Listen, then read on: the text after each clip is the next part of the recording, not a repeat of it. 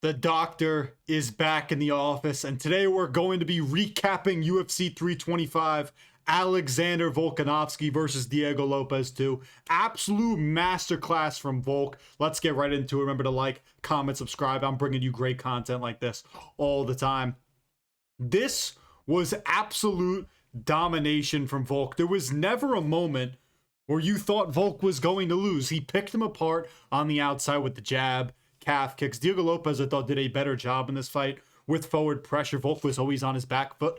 But I said in the breakdown, Volk's very comfortable off of the back foot. He has no problems fighting on it. He did in that first fight. He tried to kind of mix in the takedowns early. I thought Lopes did a pretty decent job stuffing them. But overall, just thought a ton, especially early, was a lot of heavy investment in the calf kicks and the wrestling, which I thought were two adjustments that Volk could make going into this fight to kind of give Diego Lopes a different look. He threw calf kicks in the first fight, but I was like, maybe more of an investment in them, and of course, mixing in the wrestling. I thought Lopes was kind of just in kicking range the whole time, couldn't really get inside Volk and do really any damage. And when they did get in the pocket, I thought Volk was landing the more meaningful shots. Lopes, I thought, needed to switch stances more often and not let Volk circle around him and cut Volk off on the cage. Couldn't really do a good enough job of it. There was a moment in that second round where Diego Lopes goes in for a takedown, and Volk fucking jumps a ghillie. Lopes is out, but that was sick. At that point, I was like 2-0 Volk. I thought the second round was fairly close. Diego Lopes was like laughing in the third round. Volk was just really dictating the pace throughout this entire fight. There was a nice right from Diego that kind of stumbled Volk in that round. That was really the only moment, and Volk got right back up. It was like his knee touched the ground and he shot right back up, that I was ever worried for Alexander Volkanovski in this fight. Volk landed more cleanly throughout. Also, like, he just looked so sharp in this. Now, I think this was a more boring fight than the first one, don't get me wrong. But Volk, I think, was just erring on the side of caution. He didn't want to take as much damage, was very comfortable fighting off the back foot, knew, hey, if I can just keep going with the calf kicks and mixing in the wrestling like he did, I could slow down Diego Lopes. Diego Lopes, I'll say this, I thought I liked that he kind of tried to mix some takedowns in there, but there wasn't enough variation in the striking, not enough switching stances, not enough that I saw in the footwork department for me to feel like he really improved at this. Now, that being said, I thought he did have a couple of nice moments where he was able to cut Volk off a little bit, just couldn't really do anything off of that.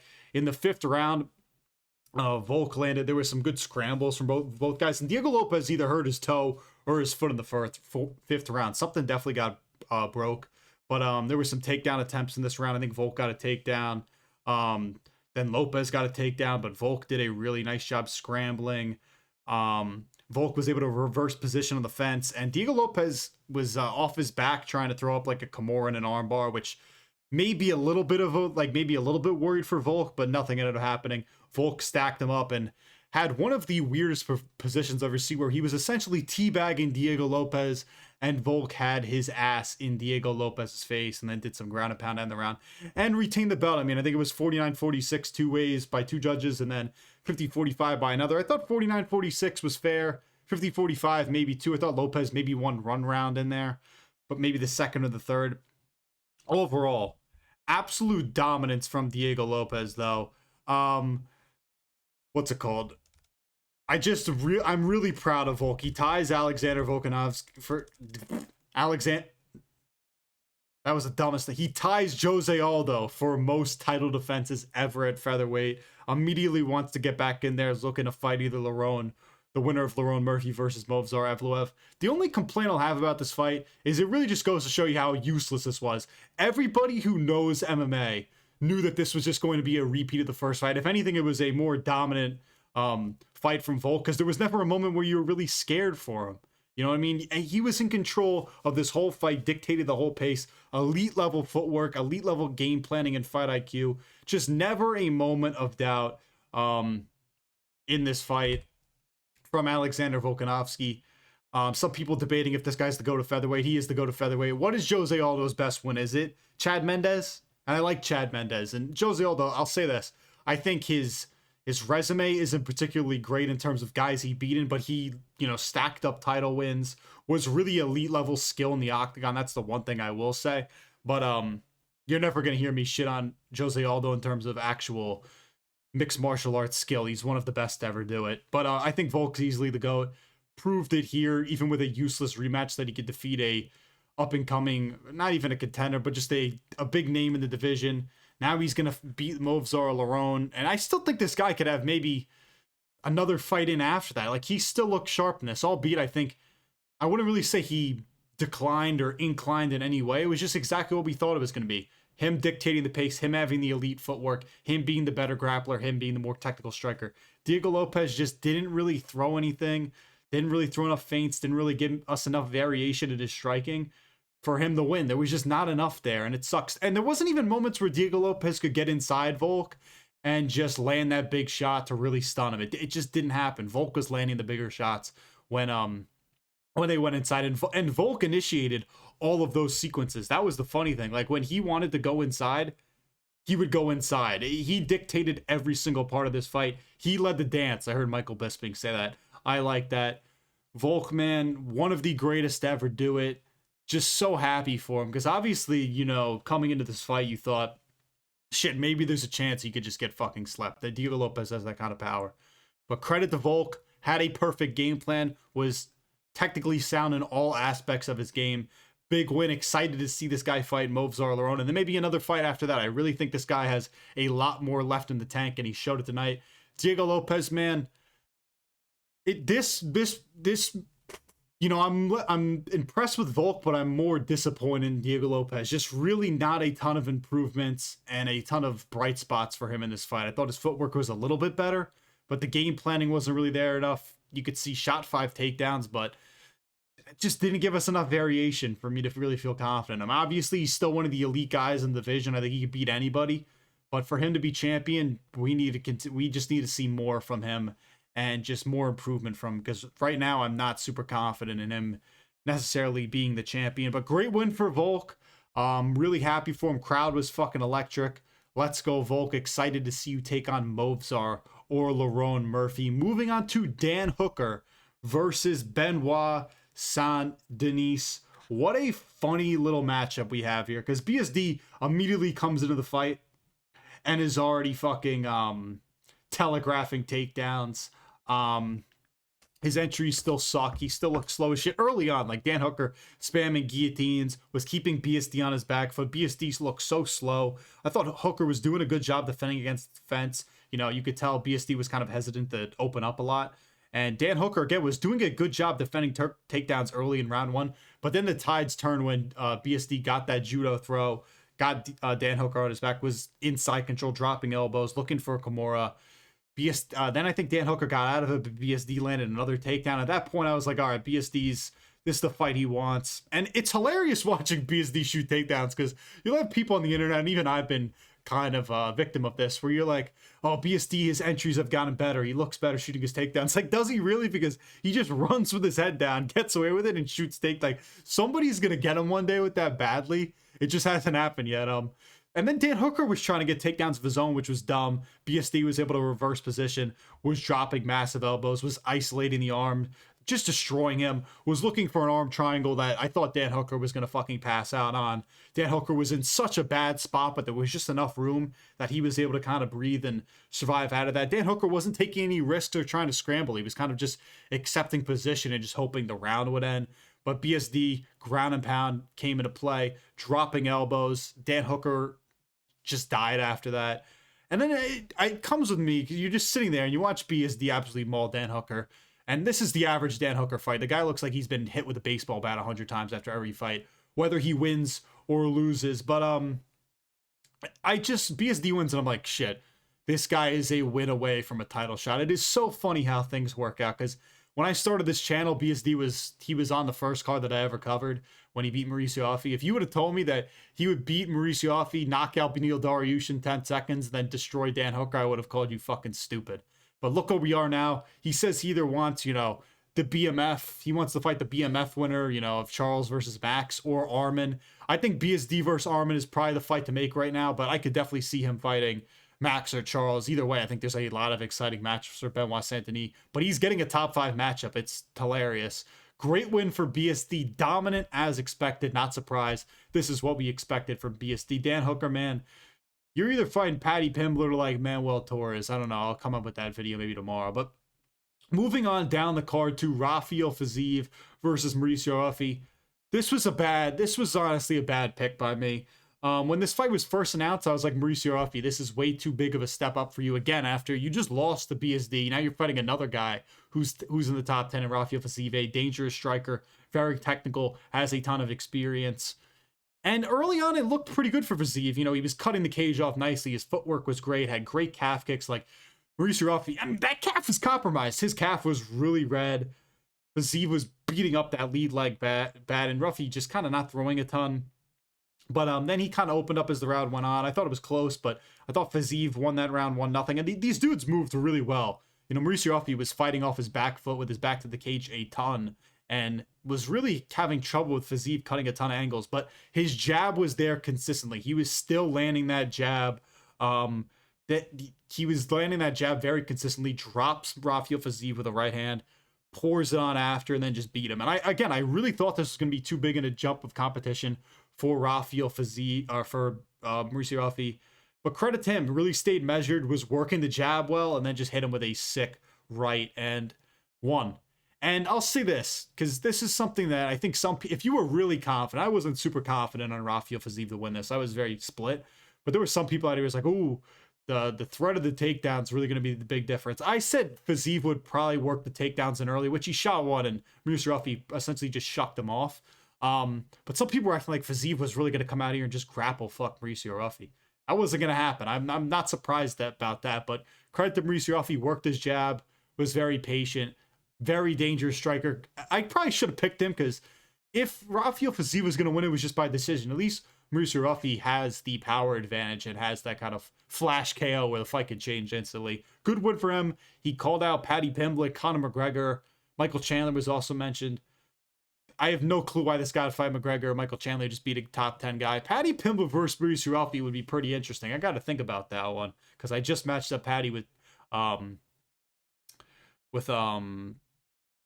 Hooker. I could see Mauricio Ruffy versus maybe a Gamrot. I think that would be a really good test for him to see if he could really withstand a dominant grappler. So maybe I'll do that, but really good win for Mauricio Ruffy. And the fighting nerds are just on a different level. But down the card we go to probably one of the worst fights and most frustrating fights I've ever seen. Tai Tuivasa versus Tallison Teixeira. What do I even say about this fight? Tai Tuivasa gets taken down early. It was instantly the longest fight of Tallison Teixeira's career. I don't think he'd had a fight that went over 30 seconds. Tallison Teixeira had Tai Tuivasa in full mount multiple times in this fight for like a minute and didn't finish him somehow. Tuivasa got up at the end of the round, got some momentum going, but most of this fight was just Tallison Teixeira laying on top of Tai Tuivasa. You go to the second, I thought Tuivasa was a little bit more measured, was just chopping those calf kicks, where they're very telegraphed, where he's really going fucking bang. It's like he's swinging an axe to a tree. Tallison got him down. Tai Tuivasa had the opportunities to sprawl and scramble. It wasn't like Tallison Teixeira was getting deep in on these takedowns. Tai Tuivasa could have got up, but Tallison Teixeira got full mount again, flattened the back out of Tai Tuivasa, got it back to full mount. Somehow Tai Tuivasa just not getting finished.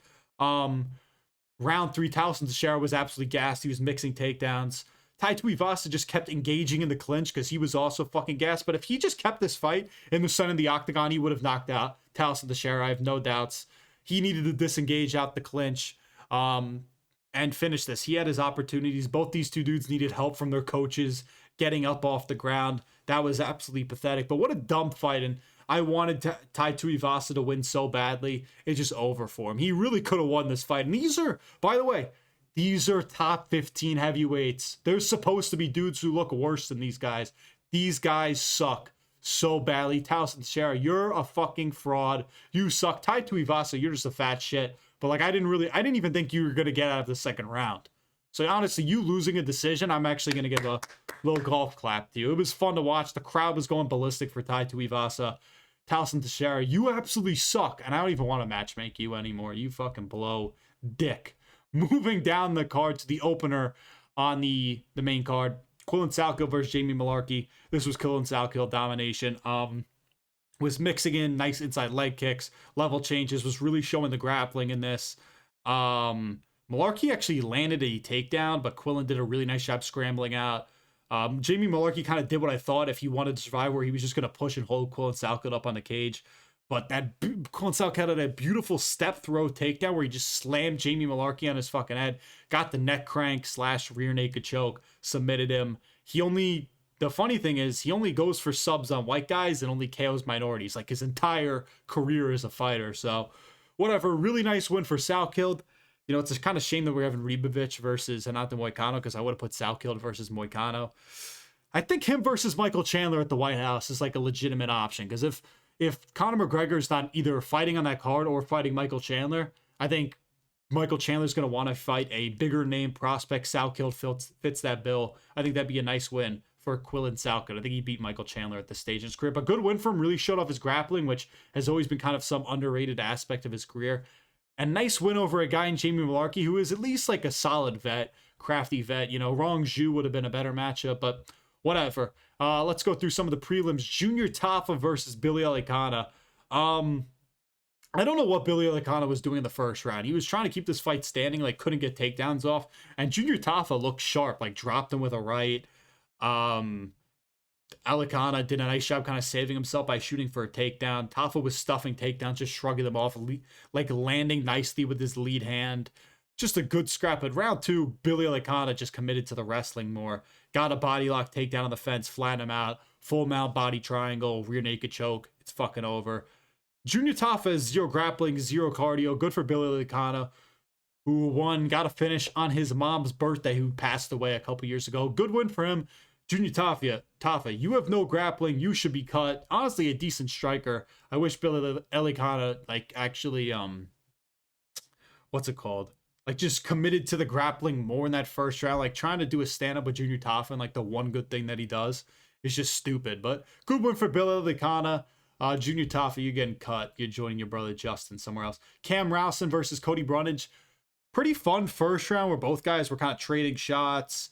But then what else? I was talking to my mom during this fight. Rowston, I think, controlled a lot of that second round by, you know, getting him down with a knee. And then, what's it called? Cody Brundage goes into a turtle and is Anthony Smith maxing, and Cam Rowston just fucking implodes on him with a ground and pound and gets the TKO. You know, Rowston had 0 interest in a rear naked choke or a front choke when it was there. Wanted the TKO. I took him by submission. Whatever. I'll say this about Cody Brundage. He is tough to put out. I mean, he just goes right to, you know, you can't really put this guy out cold. He just turtles up and turns into Anthony Smith. There was also a nut shot in the first round that Cody Brundage, you know, he wanted to take that. He wanted to go over 5 minutes to get another rainbow fucking, you know, outcome on his Tapology page to add to the weirdness that is his UFC career. But good one for Cam Rowston. I think he said his requirements for next opponent, they have to be a middleweight, they have to want to fight, and they have to be a man. So any middleweights can fight this guy. Cam Rowston, pretty solid prospect. Good win over Cody Brundage, who is tough to put out. Let's keep going through fights. This fight I barely paid attention to. This was the take a shit fight, which means you don't want to watch this. Jacob Malcone beat this guy out badly in the stand-up. Could have ended this fight like 8 times. Torres Finney has no stand-up. I think he blew out his calf, his Achilles, or his ACL and somehow finished this fight. He's going to be unemployed. He looked absolutely terrible. That's all I have to say about this fight. I can't believe I even picked Torres Finney. Whatever. Down the card to Jonathan Mikalev versus Oban Elliott. Oban Elliott looked pretty sharp early on. I mean, Mikalev's striking was, like, terrible. He was just throwing these really wide hooks that weren't coming close to landing, and Oban Elliott was getting inside, pressuring nice. Mikalev did drop him with a left in that first round, but Elliott was landing a lot cleaner and just cut Jonathan Mikalev bad. I kept saying in round 2, I have in my notes, Mikalev needs to use his kicks more. Had a nice left in that round. Elliott was rushing in. Mikalev got a takedown, rear naked choke in a bad spot, and then he was out unconscious. And the funny thing was, Oban Elliott was doing a really nice job before that takedown, but just his grappling sucks, and maybe he just isn't that good of a quote-unquote prospect. Good win. Happy Mikalev win. I needed this for the picks. Because there were some bad breaks for me on this card. Like this one, Con Olfi versus Yiza. And I don't like to say the word robbery very often, but this was the definition of a robbery. Con Olfi maybe won the first round, like was trying for takedowns. I think there were some nice scrambles early on, but even Yiza wobbled Con Olfi And oh no, was he wobbled in that first round? They both kind of wobbled each other and dropped each other. I thought, all right, you give the first round to Olfey. But Yiza dropped Con Olfey with a left hook in that second round, ground and pound. You know, this was a 10-8 in this round. He was teeing off on Con Olfey. Olfey's body language was terrible. I thought Yiza actually almost punched himself out in this round, gassed himself out, was mixing in a ton of body and headshots, dominant second round. Third round was kind of boring, like Olfey kind of came out there mixing in calf kicks, but Yiza landed 2 takedowns in this round. I thought he won. I was like, oh, Yiza's going to win. You figure, hopefully you give him the first round. I'm fine with that, but I figured 10-8 in the second round and 10-9 in the third. I just figured he'd win. But Australian bias came to play. Yiza 30-26 would have been a better decision than what they gave. Pretty clear 29-28. Bisping said Yiza won round 1. Kind of made me laugh because Michael Bisping, you can always tell what this guy bets on with how how he's talking about these fighters. But whatever, I'm not too upset about it. Kind of hopefully you fucking suck. This was a fun fight. Sang-wook Kim versus Dam Marfan. Dam Marfan kept this fight standing a ton, but just really fun. There were a lot of fun grappling exchanges in the clinch. Dam Marfan did a lot of damage with elbows, had some spinning elbows. Was really very comfortable fighting with his back to the cage in this fight, which I thought was pretty interesting. Rocked. Oh shit, I farted there. Sang-wook Kim with a right, was landing nice ground and pound. I think there were some nice single legs. Honestly, I expected more takedowns in this. Kim was 1 for 10 and Dam Marfan was 1 for 4. But just really, these guys also had a fun exchange in the third round when they both landed back-to-back nut shots on each other. They had some middle fingers at each other in the third round when they were pointing down, throwing. Kim would just keep going to the clinch for no reason and getting destroyed with elbows, which was hilarious. And there was like a nice right head kick from Dam Marfan that wobbled Kim. Great scrap. Dam Marfan won. Good one for him. I'm actually pretty excited. He looks pretty solid. Kiichiro Nakamura versus Sebastian Saleh. This one hurt because Saleh comes out that karate stance. Both these dudes are moving very fluidly, but he took those first 2 rounds really nicely. There was like a clash of heads, I think, in the second round. He also caught a spinning back kick from Kiichiro Nakamura and slammed Nakamura on the ground. Then Nakamura, the third round comes around. He's down 2-0, knee to the face. And he had landed a couple of knees earlier in that round where you're like, oh, third time's a charm. He fucking gets it. Great job building. Good win for him. Brutal loss for Seb. I think, honestly, both these 2 dudes should be signed because they both looked really sharp. Seb, I honestly think he was coasting in that third round. Was like maybe gassing out a little bit, and then that just kind of caused him to lose. Great win for Nakamura. Both these 2 dudes like looked the part in the octagon. And Lawrence Louis versus Salin Grombo. Salin Grombo, he was much faster. His hands were much faster. Was very comfortable fighting off his back foot. But Louis, I'll give him credit this. Really not super technical in the striking, but constant pressure, ton of takedowns, was getting control time. Just good win for him. He was kind of a cockroach. Like I kind of liked watching Lawrence Louis fight because I was like, this is the dumbest thing I've ever seen. Like he has this high guard where you're like his striking is really nothing special unless he's in close. But good win for him. He's a cockroach. This could be the bantamweight Neil Magny. I honestly think like this guy might just be tough to finish because Salin Grombo landed some nice shots, like has good boxing. But Louis just cardio max and cardio mog Salin Grombo. Good win for him. I thought all the road to the UFC fights were actually pretty solid. We even got one canceled. But overall, solid card. I don't think it was anything super special because we kind of had this useless main event where we just watched Volk put on a repeat performance and Diego Lopes essentially disappoint. But good card overall. We have UFC Fight Night Batista versus Oliveira next week. I might do a video on that. Again, thank you all for watching. Remember to like, comment, subscribe. And another thing about the road to the UFC. Some of the shorts look like they were wearing cargo shorts. I don't know. It was very weird. But yeah, whatever. Like, comment, subscribe. Let me know what your rating for the UFC 325 is down below. I'm gonna give this like a 7 out of 10. I thought it was overall pretty solid. Any card is good when I got to see Alexander Volkanovski win. Remember to like, comment, subscribe. The doctor is signing off.